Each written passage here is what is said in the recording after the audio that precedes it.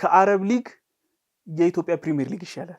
የ10 ሳንቲም ዳቦ ነች ይሄን ሁሉ ነገር ያመጣችው። በነገር ላይ የዳቦ አብዮት ነው ይሄን ሁሉ የሱዳን ቀውስ ያመጣው። ሱዳንም የውስጥ ችግሩን ከመፍታት ይልቅ ወደ ኢትዮጵያ ሽፍት ለማድረግ ሞክሮ ነበር። ያንንም ውስጥ ያለ መረጋጋታችንን ምክንያት አድርጋ ነው ሱዳን ያንን ኢሹ ያነሳችው። ገበያ መር ጦርነትን በለው እንፈልስፍለት።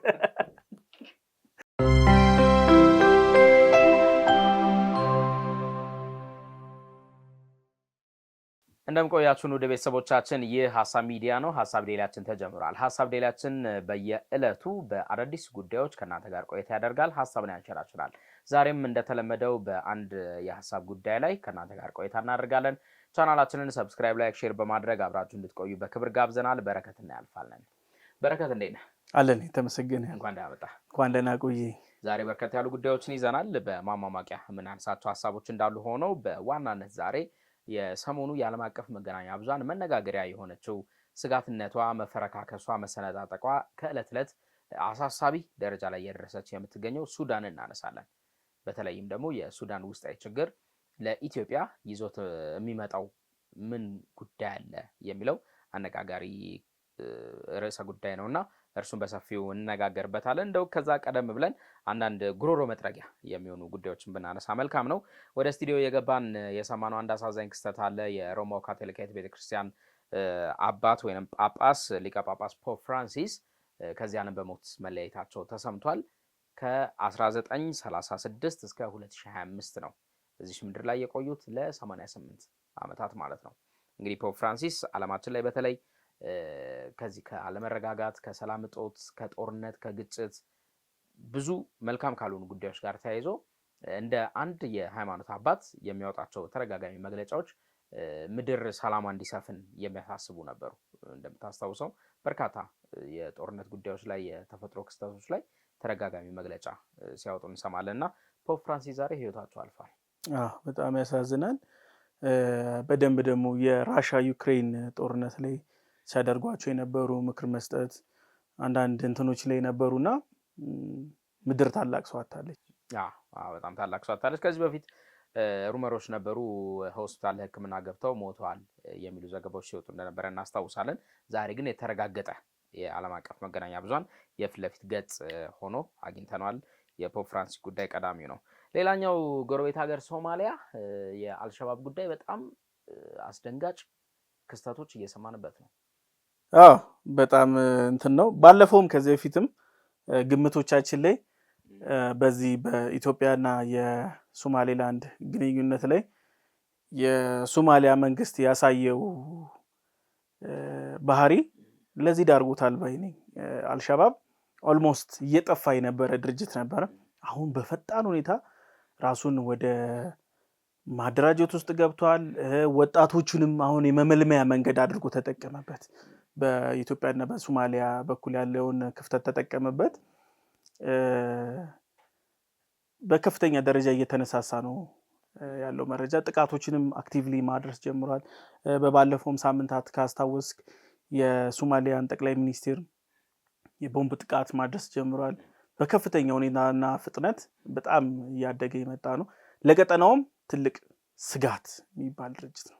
ባለፈው ሳምንት የዚህ ሳምንት መጀመሪያና የባለፈው ሳምንት ማብቂያ ላይ በማዕከላዊ ሶማሊያ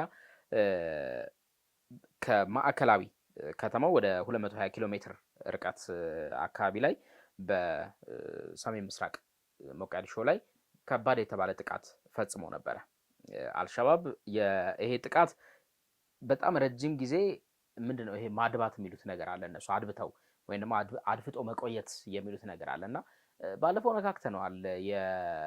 ኬንያ ላይ የተፈጸመውን ጥቃት አንስተናል። የአልሸባብ በምስራቅ አፍሪካ ላይ ምን ያህል ክንፉን ሲያሰፋ እንደነበረ፣ ከዛ በኋላ ካውንተር አታክ እየተደረገ እንዴት እሱን የማዳከም ስራ ሲሰራ እንደነበረ፣ የዚህ ደግሞ በጣም ትልቁ ሮል የኢትዮጵያ መከላከያ ሰራዊት ሰላም አስከባሪ ኃይል ቀላል የማይባል ሚና እንደነበረው ታስታውሳለህ። ስለ መከላከያ ኃይላችን ስናነሳ ቤኪ በቁጥር ደረጃ ከፍተኛ የጦር ወይንም ከፍተኛ ወታደር ያሰማራንበት አንዷ ሶማሊያ ነች። ከኮሪያ ዘማቾች አንስቶ ስናስታውስ ቁጥሮቹን እየጠቀስን ነበረ። የት ምን ያህል አሰማራን? 26 ሁለት ወታደር ያሰማራንበት ነበረ። እንደምታስታውሰው ከፍተኛ ቁጥር ያለው ወታደር ያሰማራንበት ደግሞ የሶማሊያው ሰላም ማስከበር ነበረ። የአልሻባቡን የመደምሰስ ጉዳይ ነበርና አልሻባባውን በጣም አሳሳቢ ደረጃ ላይ ደርሷል። ባለፈው ሳምንት ትንሽ ምስራቅ አፍሪካ ላይ ተስፋ ያለው ነገር ታይቶ የነበረው የሶማሊያና ራስ ገዝ ነኝ የምትለው የሶማሌላንድ መሪዎች ተገናኝተው ዴሌጌሽን አይነት ነገር ነበረ። እሱ ተቋርጧል። እንደምታስታውሰው ከቀናት በፊት ተቋርጧል። እርሱ ደግሞ የተቋረጠበት ምክንያት ወቅታዊ አካባቢ ላይ ያለው ሰላም ብዙ ደስ አላለኝም ብላ ነው ሶማሊላንድ ያ ነገር እንዲቋረጥ ያደረገችው። ከአሜሪካ በኩል የመልሶ ማጥቃት ዘመቻ ተካሂዶ ከ12 ያላነሱ የአልሸባብ ወታደሮችን ስለመግደላቸው የአሜሪካ በዛ አካባቢ ላይ ዘመቻ እያካሄዱ ያሉ አካላት ደግሞ እየተናገሩ ነው። አዎ የአሜሪካ በተደጋጋሚ ትንሽ የአልሻባብ ሂደት ትንሽ በሚጎመራበት ሰዓት ኤርስትራይክ ተደጋጋሚ ታደርጋለች። በባይደን ጊዜም ነበረ፣ አሁን በትራምፕ ጊዜ ተብደም ተጀምሯል። ኤርስትራይክ ግን ሊያስታግስ ይችላል እንጂ እንደ ፔንኪለር ማለት ነው ሊያስታግስ ይችላል እንጂ ዘለቂታዊ ያለው ነገር ሊሰጥ አይችልም። የኢትዮጵያ መከላከያ ኃይል ነበር ይህን እያደረገ የነበረው። እንደምታውቀው ቁጥሩ ቀንሷል። ከብዙ ዲፕሎማሲያዊ ግንኙነቶች በኋላ ነው ይህ ነገር የመጣው እና ያቺ መሀል ላይ የነበረችው ጋፕ ለዚች ራዲካል ኤክስቼንጅ ላይ እንዲያመጣ እድገትም የሰጠው ኪ ፖይንቱ እሱ ነው። ይሄ እንግዲህ ኤደን ያባላ የሚባል አካባቢ አለ፣ ዲስትሪክት አለ። እዛ ላይ የሶማሊያ መንግስት ጦር ካምፕም ጭምር አለ። እሱ ላይም ጥቃት ፈጽመዋል የአልሻባብ ቡድን። እንግዲህ ይሄ ለምስራቅ አፍሪካ ከባድ ስጋት ነው። እኛውን በዋናነት ሶማሊያ ላይ ጥቃት ተፈጸመ የሚል ዜና ሳይሆን ማውራት የፈለግነው የቀጠናው ስጋትነትን ነው። ቀጠናው ላይ እንግዲህ አልሻባብ ሙሉ ለሙሉ መደምሰስ አለበት ነው የተደረሰበት ሎጂክ። የዘመቻው እዛ ላይ በየጊዜው ስም ሲቀያየርበት እንደነበረ ታስታውሳለህ። እንግዲህ የሶማሊያ መንግስትም የገሌ ሀገር ወታደር አያስፈልገኝም የገሌ አያስፈልገኝም የሚል ምርጫ ላይ ገብቷል። ዋጋ ያስከፈለውም እሱ ይመስለኛል በደንብ። አሁን እቺ የኢትዮጵያ ምን በነበረው በባህር በር ስምምነቱ የተነሳ የአኩርፍ ያለው አይነት ስሜት ውስጥ ገባ። ያቺ አጋጣሚ ይሄንን የመሰለ ጎርፍ ይዞበት መጥቷል። ምናልባትም የሶማሌ መንግስት በሰራው ስህተት ጎርፉ ጠራርጎት እንዳይሄድ የሚል ስጋት አለ። በጣም ስጋት ነው። አሁን እንግዲህ ከስንት ጊዜ በኋላ ነው የአልሻባብ እንደዚህ አይነት ጥቃት የሰማ ነው። የሆነ ወቅት ላይ በጣም ተከታታይ ጥቃቶች ነበር የምንሰማው። አሁን ደግሞ ዘለግ ላለ ጊዜ ጸጥ ብሎ ቆይቶ ነው እንደገና እየጎመራ የመጣውና ይሄ ለሶማሊያ መንግስት አይደለም ስጋትነቱ። የሰላም አስከባሪ ኃይልም እዛ አካባቢ ሲሰማራ የአፍሪካ ህብረትም ያንን ጉዳይ እኔ ማኔጅ አደርገዋለሁ ብሎ ሲል ለሀገሪቱ ብቻ አስቦ ሳይሆን ለቀጠናውም ጭምር ነው። ምክንያቱም እንደዚህ ቴሮሪስት ግሩፕ አንድ ቦታ ላይ ብቻ አይቆሙም። እንደምታውቀው በጣም እንትን ያደርጋሉ፣ በየቦታው ክንፍ ይዘረጋሉ። የኬንያውን ቅድም ብለናል፣ የዌስት ጌትን አንስተናል አይደለ? ከፍተኛ የሚባለው ጥቃት ነው የዌስት ጌት። እኛ ሀገርም በተደጋጋሚ የምንሰማቸው ዜናዎች ነበሩ። ሚሽን ይዘው መጥተው ነገር ግን ሳይሳካላቸው በቁጥጥር ስር የዋሉ በርካታ ተልእኮ ፈጣሪዎች አሉ። ከነዛ አንጻር ምስራቅ አፍሪካን በደንብ ያሰጋል። በደንብ የሚያሰጋ ነገር ነው። የአሜሪካ እርምጃ ቀላል የሚባል አይደለም። ከዛ ደግሞ አሁን የተሰማራው የሰላም አስከባሪ ኃይልም በደንብ ንቅት እንዲል የሚገባበት ሰዓት ነው የሚል ማስተያየቶች እየተሰጡ ነው። አልሻባብ እንግዲህ ሶማሌ ላይ ዳግም በጥቃት ተመልሷል። እንግዲህ አንዳንዴ ውሳኔ ስትወስን ግላዊ ስሜትህን ይሄ የሶማሌ መንግስት ያደረገው በዛ ሰዓት እንደ ወጠጤ ጎረምሳ አለ አይደለ? ልክ እንደዚህ አይነት ነው ውሳኔ የወሰነው። ግን ይኸው የተፈራው ደረሰ። እንደዚህ አይነት እይታ። መልካም፣ ሌላ ጉዳይ የለንም። እሺ ወደ ዋና ጉዳያችን እናልፋለን። ውድ ቤተሰቦቻችን ዛሬ ቤኪ በዋናነት ሱዳን ላይ ማረፊያችንን ስናደርግ ከሀገሪቱ ውስጣዊ ጉዳይ ተነስተን ወደ ሀገራችን ጉዳይ ደግሞ እናመጣዋለን፣ እናማክለዋለን። እንዴት ያለ እንደው ምን ይዞ ይመጣል?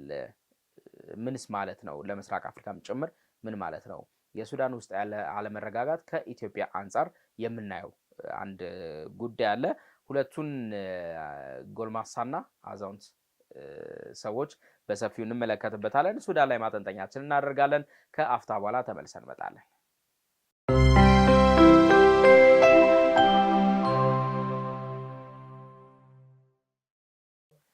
እሺ ቤኪ ተመልሰናል። ባለከዘራው አብዱልፈታህ አልቡርሃን እና ግመል ነጋዴው አህመድ ሐምዳን ዳጋሎ ወይንም ሄሜቲ የሁለቱ ጉዳይ የሱዳንን ህዝብ እጣ ፈንታ እንዳይለይለት አድርገውት ዛሬን ድረስ ፍጹም ያልተረጋጋችውን ሱዳን እያየን ነው የምንገኘው። ድፍን 3 ዓመት ተቆጥሯል። አሁን 2 ዓመታቸውን ጨርሰዋል። 3ኛ ዓመታቸውን ጀምረዋል። የተረሳው ጦርነት ብንለው ይሻላል። ኦልሬዲ ዓለም የረሳው ነው። ለምሳሌ ብንመለከት የሱዳን ጦርነት በተነሳበት ሰዓት ላይ ታስታውስ ከሆነ የዳጋሎና የሄሜቲ ጦር ወደ መከላከያ ወደ ወጥ መከላከያ ይቀላቀል የሚባል ስምምነት ላይ ደረሱ። ያቺ ስምምነት በመፍረሷ የመጣው ጦር ቀውስ በጣም ትልቅ ቀውስ ነው። እሱ ግን በዩክሬን እና በራሻ ዜና ተዋጠ። ከዛ ደግሞ ሁለተኛ ደግሞ የእስራኤልና የጋዛ መጣ፣ ኮምፕሊትሊ ተረሳ። ሱዳን የምድር ሲኦል ሆናለች። አንዳንድ ቪዲዮዎችን እያየው ነበረ። በቃ ያ ሱዳን በፊት የምናውቀው በዘፈኖቻችን ላይ ከሱዳን መዲና ምትላውላ በቃ የለም፣ የምታስታውሰው ነገር ይሄ የለም። ከ50 ሚሊዮን በላይ ህዝብ ኢንተርናል ዲስፕሌስድ ሆኗል። ያ ማለት በጣም ትልቅ ቁጥር ነው። በጣም ትልቅ ቁጥር ነው። ከፍተኛ የሆነ ረሃብ ተጋልጧል። ከፍተኛ የሆነ ምክንያቱም ሁለቱም ኃይሎች ምንም አይነት ሰብአዊ እርዳታ የሚያልፍበትን ኮሪደሮች በመዝጋት ላይ ናቸው። አንዱ ከፈትኩ ይላል፣ እገሌ ዘጋው ይላል። መሀል ላይ ግን አብሶ ደግሞ ከተማው ላይ የነበሩ ሰዎች ከፍተኛ የሆነ ችግር ውስጥ ነው የገቡት። ወረርሽኝ በስደተኞች ካምፖች ላይ የኮሌራ ወረርሽኝ ታስታውስ ከሆነ ከ4-5 ወራት በፊት ከፍተኛ የሆነ ችግር ውስጥ ከብቷቸዋል። አሁን የሚያሰጋን እኛም ስናስበው የነበረው ነገር ሱዳን በማን እጅ ላይ ትወድቃለች? ብዙ ሀገራት ብዙ ኃይሎች እዚህ ጦርነት ላይ ሲጠብቁ የነበረው ሱዳን በማን እጅ ላይ ትወድቃለች? የዳጋሎ አለ፣ የሄሜቲ አለ። ቀላል የሚባል ፓወር አይደለም በመሃላቸው ያለው። ባይዘዌ የሱዳንን ጦር እንደዚህ እንመልከተው፣ ፕሮክሲ ዋር ብለን እናዘው። የሱዳን ጦር የሁለቱ ጄኔራሎች ፍጅት ብቻ አይደለም፣ ከኋላ ብዙ ድጋፍ አለ። ለምሳሌ በሄሜቲ በኩል ብንመለከተው የወርቅ ነጋዴ ነው። ዳርፉር ላይ እንደምታውቀው ሰፊ የወርቅ ማውጫ አለው። በዚህም ደግሞ ቡርሃን እንደ ልቡ አውጥቶ እንዲሸጥ እንዲነግድ ፍቃድ ሰጥቶታል በብዙ ቦታዎች ላይ። ወርቅ ነግደህ ደግሞ መሳሪያ ነው እየገዛ ያለው ዳይሬክት። በጣም የተጠናከረ ነው። ወደ 3 ቢሊዮን ዶላር ድጋፍ ከአረብ ሀገሮች ያገኘ የነበረ ድርጅት ነው። በዛ ላይም እንደ ሊቢያ ምናምን ባሉ ቦታዎች ላይ አንዳንድ የአረብ ቦታዎች ላይ ቅጥረኛ ወታደሮችን በመላክ ይታወቃል። ለምሳሌ በሊቢያ ላይ ራሱ እጁ ተገኝቷል። እና በዳርፉር ያለው የወርቅ ማውጫ ከፍተኛ የሆነ ገዢዎች አሉት። ሁለት ደግሞ በቡርሃን በኩል ብንመለከት ደግሞ እነ ግብፅን እናያለን። እነ ግብፅን በጣም እንመለከታለን። ቡርሃን አድቫንቴጁ የአየር ኃይል አለው እጁ ላይ። የሄሜቲ ልክ እንደ ሬብል ነው፣ እንደ አማጽያን ድርጅት ነው እየተንቀሳቀሰ ያለው። ትልቅ የሚባል ጦር መሳሪያ የለውም። የዚህ የአልቡርሃን ትልቁ አድቫንቴጁ ብለን የምንይዝለት የጦር ኃይል አለው። ጌሙንም ሲቀያየርበት የነበረው እንደ ልቡ የነበረው አሁንም ከተማውን ከሳምንታት በፊት ዋና ከተማዋን ወደ መቆጣጠር ሄዷል። ትልቁ ግን ጨዋታውን የተጫወተለት የአየር ኃይሉን መያዙ ነው። ግን ከዚህ ጀርባ ፕሮክሲ ዋር ነው አላልኩ? ፕሮክሲ ዋር ላይ ደግሞ ማን እናገኛለን መሰለም? የሪያድ እና ኤሚሬት እጅ እናገኝበታለን። ሪያድ፣ ኤሚሬት ሁለቱ በአረብ ሀገር ውስጥ አንጋፋና ሀያል ሆነው ለመውጣት በሚደረገው መፍጨርጨር ውስጥ እነዚህ ሀገር ውስጥ ቦታዎች ላይ የሱዳን ቦታ ላይ ከፍተኛ የሆነ ሮላቸው በጣም የሚታይ ነው። ቀጥታ በገንዘብ ድጋፍ የሚደረግ ለምሳሌ አይ ቲንክ ዛሬ ወይ ነገ አልቡርሃን የግብፅ ጉብኝትም አለው እንደምታውቀው በግልጽ ይወጣ። አንዳንዴም ጦርነቶች ላይ የግብፅ ጦር ድጋፍ እስከማድረግ ይደርሳል ተብሎ ይታማል።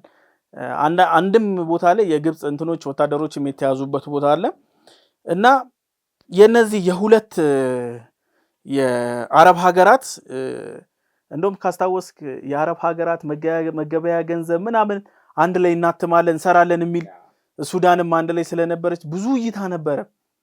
ግን አሁን በዚህ በሪያድና በኤምሬት በኩል የተነሳው ግፊት ፕሮክሲ ዋር አደረገው። ፕሮክሲ ዋር ደግሞ ምንን አስመለከተ? ለምን ወደዚህ መጣ ብንል ለምሳሌ ሱዳን ሰፊ የቆዳ ይዞታ አላት። በጣም ሰፊ ነች። ናይል አለ፣ ፍሬሽ ዋተር መሬት አለ ማለት ውሃ አለ ማለት ከፍተኛ ግብርና ምርት አለ፣ ሪሶርስ። ወርቋ ደግሞ ቀላል የሚባላል ከዓለም አቅራቢዎች ካልተሳሳትኩ አራተኛ ምናምን ደረጃ ላይ ነው ያለችው ሱዳን እና ይሄም ወርቅ አለ። በዚህ በሪያድና በኤሚሬት በኩል ያለው ግፊያ እና መሳሳብ እነዚህን ኃይሎች እንዳይሸናነፉ አደረጋቸው።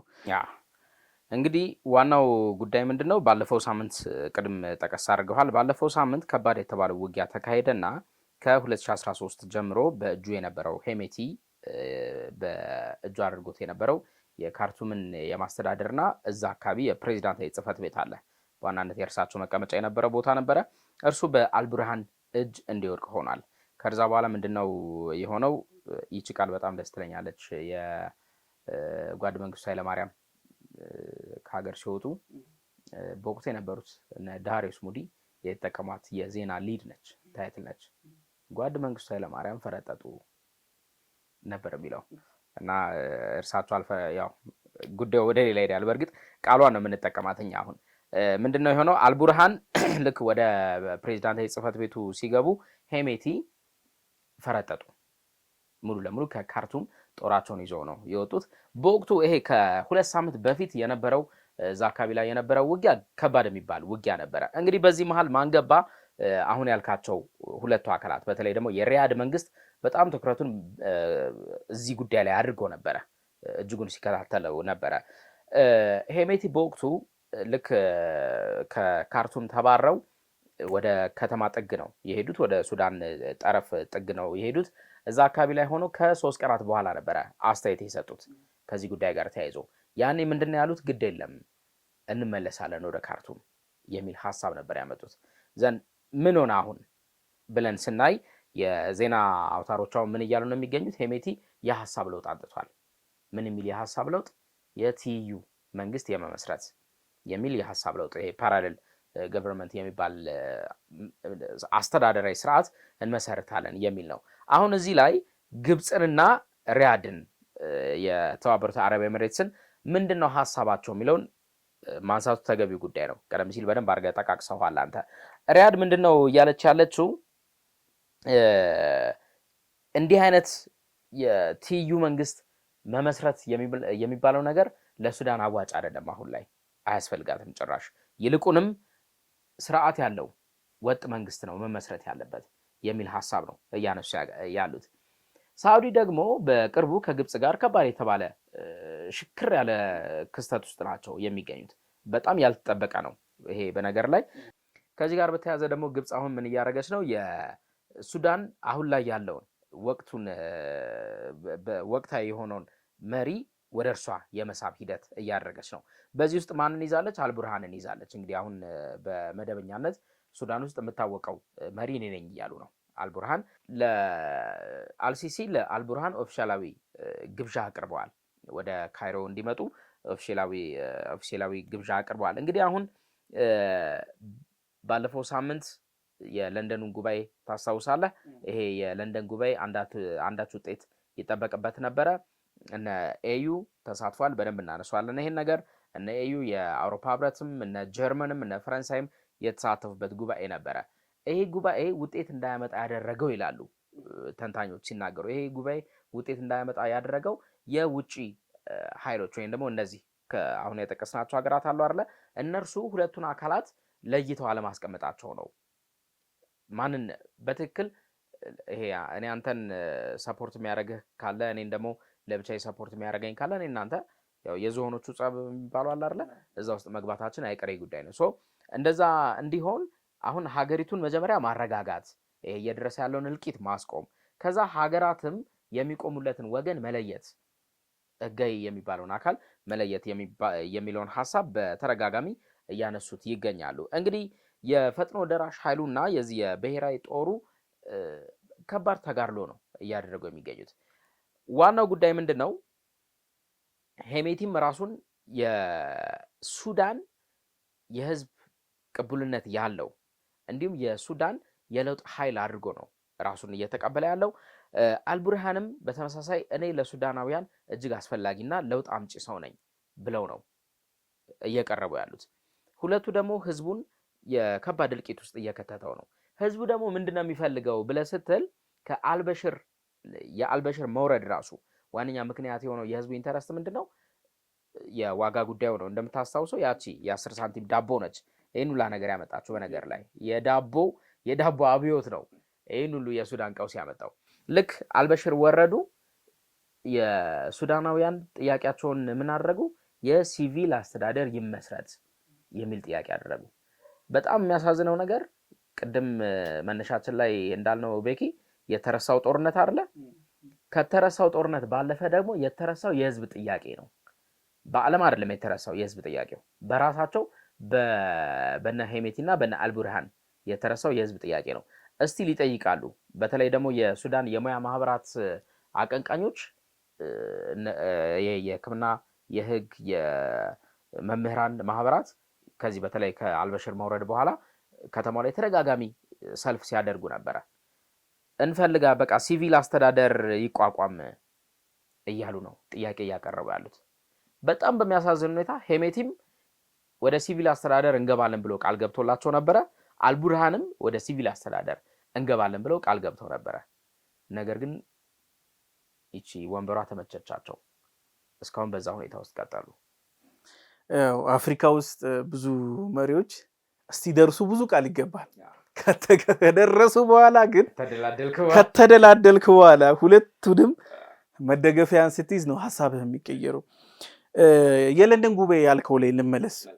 የለንደን ጉባኤ እኔ ብዙም እንትን የለኝም፣ የተሻለ ነገር ያመጣል የሚል እምነት የለኝም። ለምን ማለት ጥሩ ነው። እኔ ምን አምናለሁ መሰለህ፣ ኃይሎች በትጥቅ የታገዘ ፍልሚያ የሚያደርጉ ኃይሎች ግዴታ አንዳቸው ላይ የኃይል ሚዛኑ መቀየር መቻል አለበት፣ ወይ ከፍ ወይ ዝቅ ማለት አለበት። ይህ ባልሆነበት ሁኔታ ላይ አሁን ለምሳሌ ብሏል በሚለው ደረጃ ላይ እንመልከተው። ለምሳሌ ሄሜቲ ዋና ከተማዋን ለቆ ወጥቷል። ምን አለ ምላሽ ላይ? እመለሳለሁ። ይሄ ስልታዊ ማፈግፈግ ነው እያደረኩ ያለሁት። ይመለሳሉ የሚለውን ደግሞ ጥያቄ ምልክቱ ስታስገባው ከኋላ ያሉትን ደጋፊዎቹን ስታስብ ከጃንጃዊድ ሚሊሻ ከየት ነው ወርቅ እያወጣ ማጋ ነው እየገባ ያለው? ያ ወርቅ ጌሙን አይቀይሩ። ያ ዋን ኦፍ የጃንጃዊድ ሚሊሻ አባልም ነበረ። ግን በረከት ይሄን እኮ ስታይ የለ አሁን ሄሜቲ ሻሻ በእንደዚህ አይነት ክስተት ውስጥ ደግሞ መሸሽ እኮ አንድ የመሸነፍ ወይ ነጥብ ይመጣል እኮ እንትን ነው ውጤቱ። እንደዛ እኮ ነው። በነገራችን ላይ አንዳንዴ የኃይል ሚዛኑ ወደ አልቡርሃን አጋድሏል ልልህ ነው። እንደዛ መመልከት ትችላለህ። እኔ ደግሞ የምመለከትበት መንገድ ላሳይ። አንዳንዴ ጥለህ መውጣት አንደኛው እንትንህን የምታደራጅበት ነው። ለምሳሌ አቅምህን ታደረጃለህ። አክቲቭሊ 24/7 ሲዋጋ የነበረህን አርሚ ጫማውን ሁሉ ቀይሮ አርሚ ምን ታደርገዋለህ?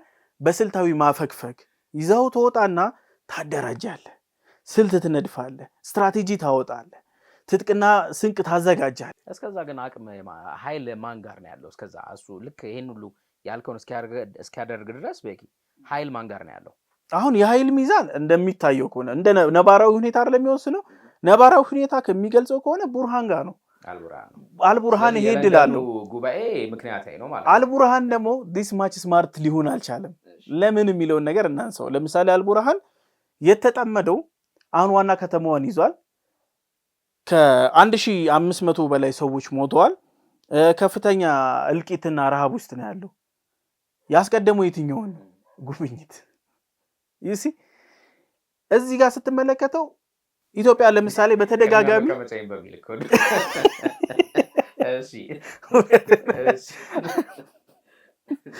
እና እዚህ ጋር ስትመለከተው ማለት ነው ሄሜቲ ምንም ረፍት የለሽ ሰው ነው።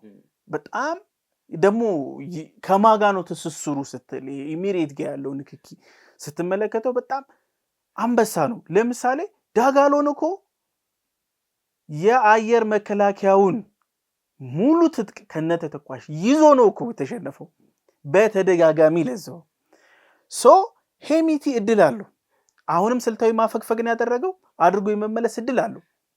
ግን እዚህ የለንደኑ ጉባኤ ላይ ነበር ቅድም ስናጠነጠን የነበረው የትኛውም ኃይል ሬብልስም የመንግስታቶችም ጦርነት ላይ ብታይ የኃይል ሚዛን በፕሮፓጋንዳ አይደለም። አሁን ፕሮፓጋንዳ ላይ ሁለቱም ጀግና ለሚሉት ፕሮፓጋንዳ ላይ ነው። ባይዘወይ 2 ዓመት አልፎ ወደ 3ኛ ዓመት ላይ ሲመጣ ሱዳን ለዚህ ጦርነት ወደ 33 ቢሊዮን ዶላር ነው ያወጣችው። ያ ማለት ኢኮኖሚውን እንዴት እንደሚያላሽቀው አስቡ። በዛ ላይ 33 ቢሊዮን ዶላር ስታወጣ ያለ ምንም ገቢ ነው። ኤክስፖርት የሚባል ነገር የለም። ኦልሬዲ ቆሟል። ስለዚህ ሁለቱ ኃይሎች አቅም ሊኖራቸው የሚችለው ፕሮክሲ ዋር ስለሆነ ደጋፊዎቻቸው እጅ ነው። ስለዚህ ደጋፊህ ደግሞ በአጭር ጊዜ ጦርነትን ቋጭተህ ሉዓላዊነትን አስከብረ ካልመጣ ድጋፍ ይቆማል። ሁሌም ድጋፍ ሰፖርት አይሄድም። እነዚህ ሁለት ኃይሎች ግዴታ መሸናነፍ አለባቸው። ያለ መሸናነፋቸው ሚስጥር ይመስለኛል ሄሚቲም በዛ በኩል ትይዩ መንግስት እየመሰረተ ነው።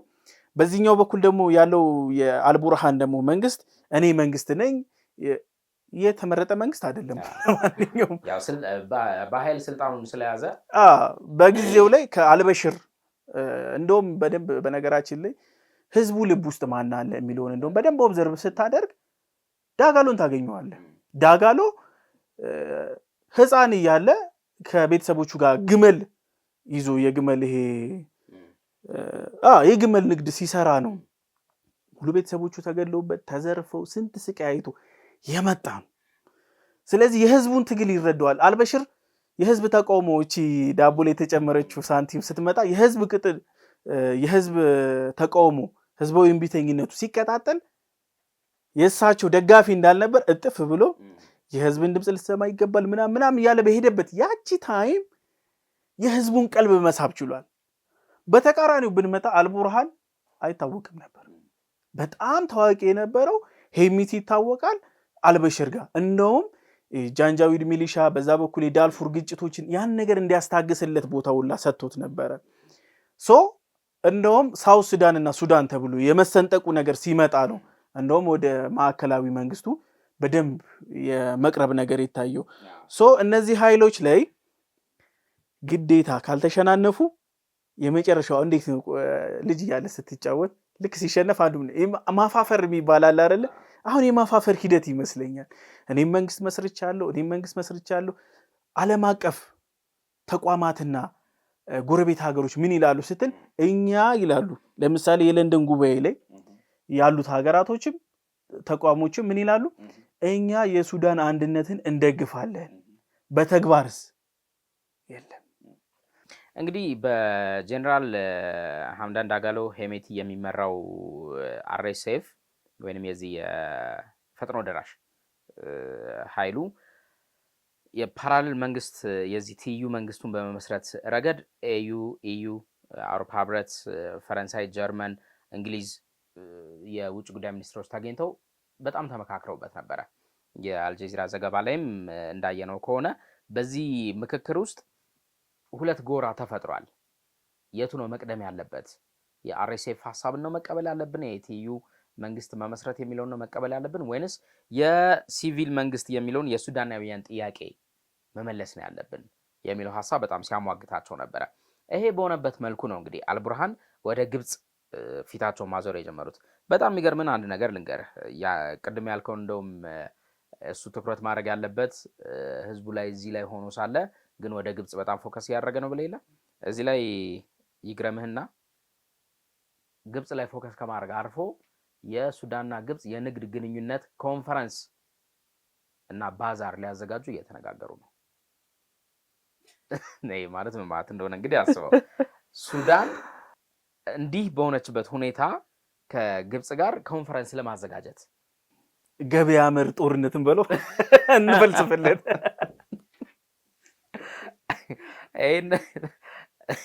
ይሄ በጣም አሪፍ ነው። ኢኮኖሚ መር ምን ብለን ልንሰይም እንችላለን?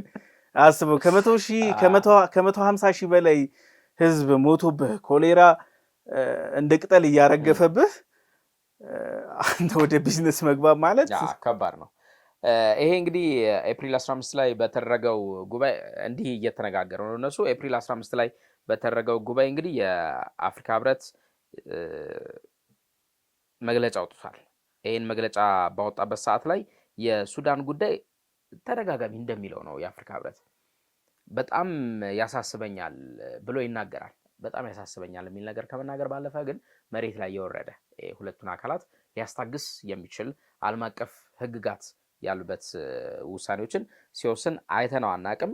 እንግዲህ አሁን በትክክልም ሱዳን ላይ ትይዩ የሚባለው ስርዓት የሚፈጠር ከሆነ ለሱዳናውያን ትንሽ እፎይታ ይሰጣል የሚል ሀሳብ ይነሳል በዚህ በኩል።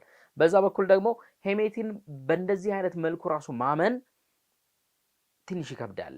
ምክንያቱም እንግዲህ ቅድም እንዳነሳው ይሄ ጦረኝነት አለ አመጣጡ። ያቺ ግመል ነጋዴነቱን ተዋትና ልክ 3ኛ ክፍል እንዳቆመ ወደ ግመል ነጋዴነቱ ገባ። እሱን ግመል ነጋዴነቱን ተወት አረግና ወደ ፈጥኖ ማን ነው የዚህ ጃንጃዊድ እሱን የመቀላቀል እንዲህ አይነት መንገዶች ነው።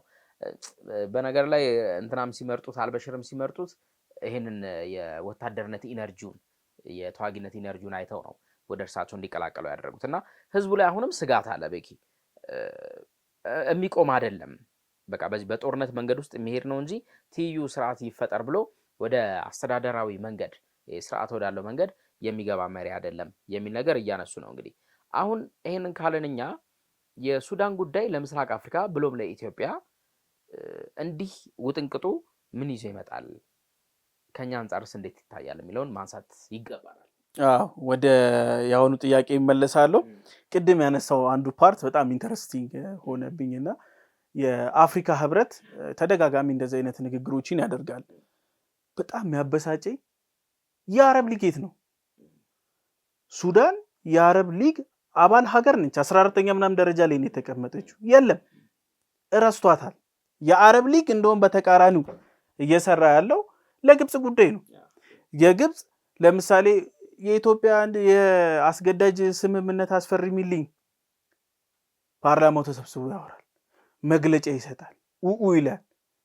ሱዳን የምታክል ትልቅ ሀገር ምናልባትም ከአፍሪካ በቆዳ ስፋት ባላት ብዙ ነገሮች ብንመዝናት በትንሹም 4ኛ፣ 5ኛ፣ 6ኛ እነዚህን ኤሪያዎች የማታጣ ትልቅ ሀገር ለዛውም የህብረቱ አባል ሀገር ሆና ጸጥ አንደኛ ከተቋቋመበት የዚህ የአረብ ሊግ ከተቋቋመበት የመጀመሪያ ቻርተሩ ላይ መጀመሪያ የተጻፈው የአባል ሀገራትን ደህንነት ማስጠበቅ ለአረቦቹ ነው የሚሰራው፣ ለሱዳኖቹ ሲሆን አይሰራም። አፍሪካ ህብረት ከዚህ አንፃር የተሻለ ስራ እንደውም እኔ የአረብ ሊግ ዝም ማለት የሚለውን ሳነሳው ወደ 73% የሚሆነው ሱዳናዊ አረብ ነን የሚል ሂሳብ ያለው የመልክ የቆዳ መልካቸውም ወደኛ ይመጣል። ከዛ በኋላ ደግሞ ቀሪዎቹ ደግሞ ሱዳናዊ ጥቁሮቹ ይሄ የዘረኝነት ነገር አለባቸው እና ይሄ ነገር እንደውም አረብ ሊግ ላይ ያየውበት በጣም ትክክል ያልሆነ ስራ ነው የሰራው። በቃ አረብ ሊግ 100% የግብጽ አፍ ሆኗል። እንደውም ይሄ ነገር እንደውም ስናነሳው ከአረብ ሊግ የኢትዮጵያ ፕሪሚየር ሊግ ይሻላል። ወደኛ እንምጣ። ወደኛ ስንመጣ ፕሪሚየር ሊጉ ግን ያልከው በየትኛው ዘመን ነው? የአሁኑ ፕሪሚየር ሊግ ነው ወይስ? ኧረ በአሁኑ በበፊቱ አለ ወይ የሚል ጥያቄ ላነሳ ነበር። ሌላ ታሪክ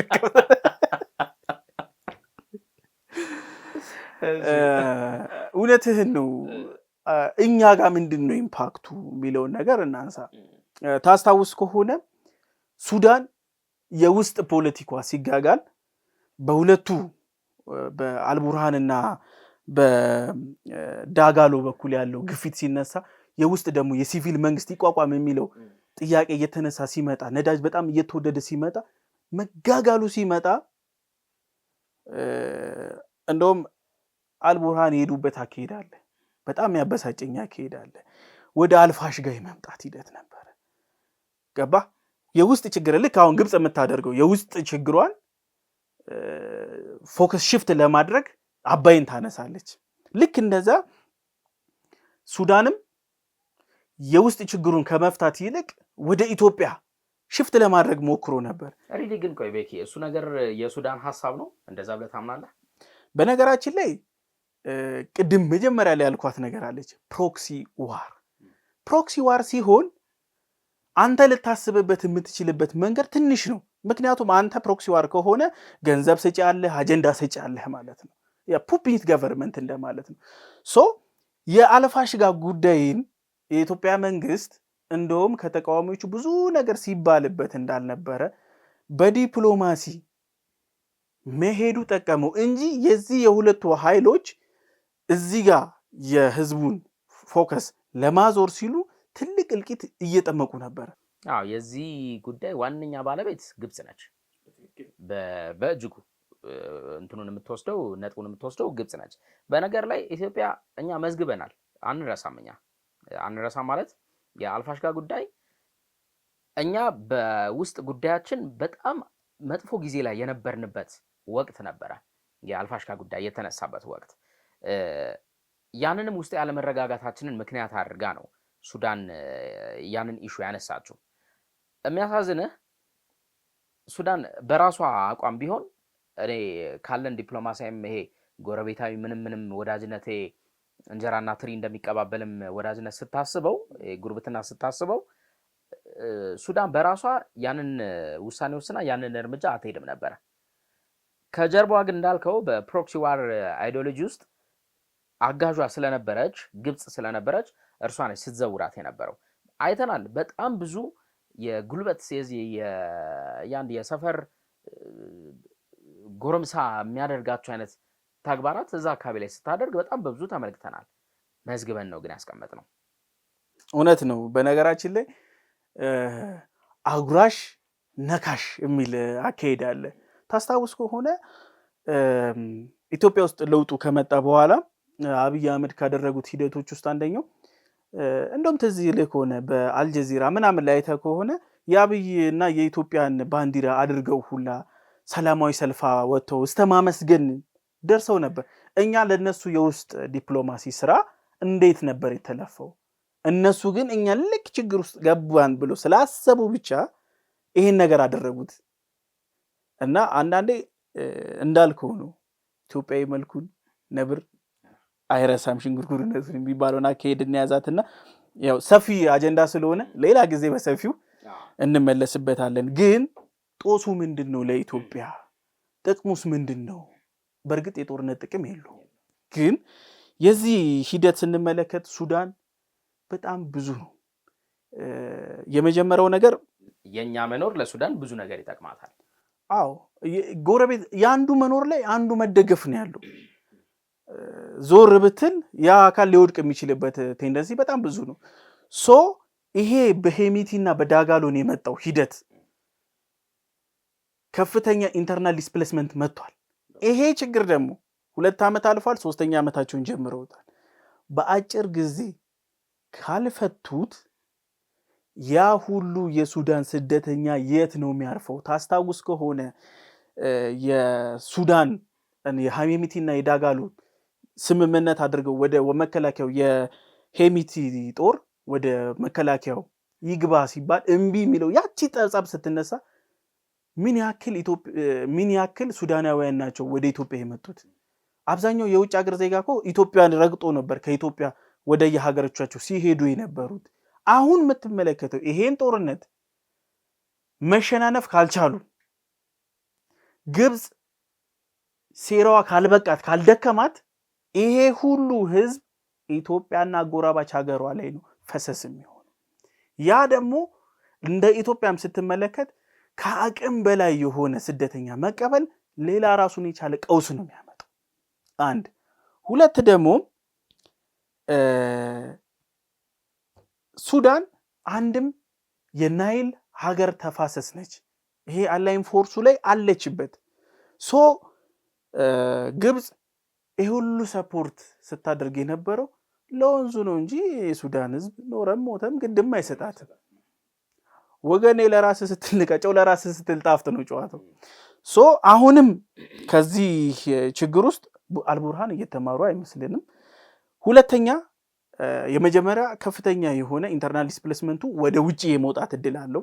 ምክንያቱም ከ3 ዓመት በላይ ምንም አይነት የሰብአዊ ድጋፍ ሳያገኝ ነው ያለው። የህፃናቶቹ የሚያልቁት በኮሌራ በወረርሽኙ፣ በዛ ላይ ደግሞ አንዱ የያዘውን ቦታ አንደኛው ሲመጣ ዘረፋ አለ፣ ደፈራ አለ፣ ከፍተኛ የሆነ እንግልት አለ። ማሲቭ ነው፣ ሰው ሁላ የሚያልቀው ማሲቭ ነው። ስለዚህ ይሄ ለኛ የሚያመጣብን ችግር ከፍተኛ የሆነ ስደት ያመጣብናል። እንደዚህ አይነት ደግሞ ቦታዎች ላይ ክፍተት ሲኖር ሽብርተኛ ኃይሎች የመፈልፈልና የማደግ አቅም አላቸው። እንደዚህ አይነት ቦታ ይመቻቸው። ሊቢያን ታስታውሳለህ? መንግስቱ ከወደቀ በኋላ እንዴት ነው የፈሉት? አንድ ብለህ እኮ 6 ቆጥረህ እኮ አይበቃህም እኮ አማጽያንና አሸባሪዎቹ የብዙ ሀገራት የአጀንዳ ማስፈጸሚያ ነው የሆኑት። እሱም አንድ ስጋት አለ ለኢትዮጵያ። ለሶማሊያ አንድነት ምን ያክል ዋጋ እየከፈልን ነው? አዊሶም በለው አሚሶም በለው የኛ ነፍስ ነው የሚያልቀው። የሱዳንን አንድነት እኛ እንሻለን። እዚህ ላይ ደግሞ ግብፅ ይሄው በግልጽ እንደሚታየው ሱዳንን አፈረሰቻት። አሁን እንደሚገመተው ብዙ አናሊሲስ ስንመለከት ሱዳን መጀመሪያ ሳውት ሱዳን ኤንድ ሱዳን አሁን ደግሞ ለሁለተኛ ጊዜ የመከፈል አደጋ ውስጥ ወድቃለች። የዚህ እንግዲህ ቀደም ሲልም ብለናል የሱዳን ውስጣዊ ችግር ለኛ ምንድን ብሎ የሚለው እኛ በቃና አይሰለቸንም ማለት እንደ መልካም ጎረቤት እንቀበላለን። ብዙ ቀደም ሲል በጎንደር በኩልም ብታነሳ በቤንሻንጉል ጉሙዝ በደቡብ በኩልም ብታነሳ ብዙ ካምፖች አሉ። እኔም በስራ አጋጣሚ ሄጄ ያየኋቸው በጣም በርካታ ሱዳናውያን የሰፈሩባቸው ካምፖች አሉ። በስርዓት እየበሉ እየጠጡ በነፃነት እየተንቀሳቀሱ ጤናቸው እየተጠበቀ አሉ ዜጎቹ። በእርግጥም እዛ ካለው ውጥንቅጥ ውስጥ እዚህ መጥተው ማረፉ የተሻለ ነው የሚሆነው። ዞሮ ዞሮ ግን የሱዳን እንዲህ አይነት ነገሮች ማምጣት በተለይ ከሽብርተኝነት አንጻርና ከህዝቦች ውስጣዊ መፈናቀል አንጻር ውጫዊ ጫናው ቀላል የሚባል አይደለም። እዚህ ጫና ውስጥ ደግሞ ኢትዮጵያ እንደምትገኝበት እሙን ነው። የሱዳን ነባራዊ ወቅታዊ ጉዳይ ይሄን ይመስላል። መለስ ብለን ምናልባት አብዴቶችን ይዘን ደግሞ በሌላ ቀን ሰፋ ያለ ቆይታ እናደርግበታለን። በረከት አመሰግናለሁ። ወደ ቤተሰቦቻችን ስለተከታተላችሁን ከልብ እናመሰግናለን። ሀሳብ ዴይሊ ይህን ይመስል ነበረ። ቻናላችንን ሰብስክራይብ፣ ላይክ፣ ሼር አድርጉ። ቤተሰባዊነታችንን እናጠንክር። ስለነበራችሁ ጊዜ ከልብ እናመሰግናለን። ቸር ቆዩ።